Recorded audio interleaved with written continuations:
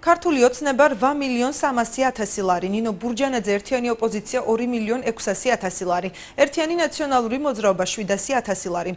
ასეთია საარჩევნო შემოწირულობების პირველი სამეული, რომელსაც არასამთავრობო ორგანიზაცია საერთაშორისო გამჭვირვალობას საქართველოს აუდიტის სახელმწიფო სამსახურის ინფორმაციის საფუძველზე აქვეყნებს. არასამთავრობო ორგანიზაციის მიერ გამოქვეყნებული ანგარიში 2013 წლის 1 იანვრიდან 2014 წლის 1 ივნისამდე პერიოდს მოიცავს. როგორც საერთაშორისო გამჭვირვალობა საქართველოს საჭარის ორგანიზაციის წარმომადგენელი აცხადებს, ერთიან ნაციონალურ მოძრაობასა და ბურჯანაძის პარტიას წინა წლებთან შედარებით ამ კუთხით დაფინანსება საგრძნობლად შეუმცირდა, რაც ბევრ კითხვას ბადებს. თემაზე უფრო ვრცლად მთავარ გამოშვებაში ვისაუბრებთ. ის უზარმაზარი შემოწირულობები, რაც ხდებოდა ნაციონალურ მოძრაობასთან დაკავშირებით, ბიზნესმენების მხრიდან არ იყო მთლად ნებაყოფლობითი. იმიტომ რომ სხვა შემთხვევაში თუ თქვა ბიზნესი იყო ლოიალური ნაციონალური მოძრაობის მხრიდან, ეს გაგრძელდებოდა ამ შემთხვევაშიც.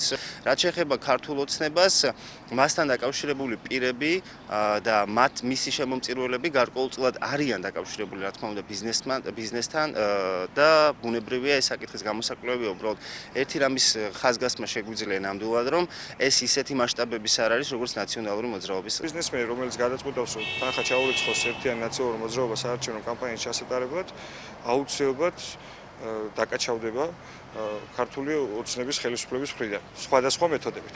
ზუსტად ამითი არის განპირობებული ის, რომ ესე ვთქვათ, ბიზნესის თუ რა ვიცი, ზოგადად ჩვენი მოსახლეობის უმრავლესობაც გვიტყავს, რომ ფული ჩაურიცხოს არანაციონალურ მოძრაობას, რომელიც რეალურად ამბობს, რომ ევროპისკენ გზაზე დგაზე, რომელსაც ძალიან ბევრი კარგი საქმე გაუკეთებია.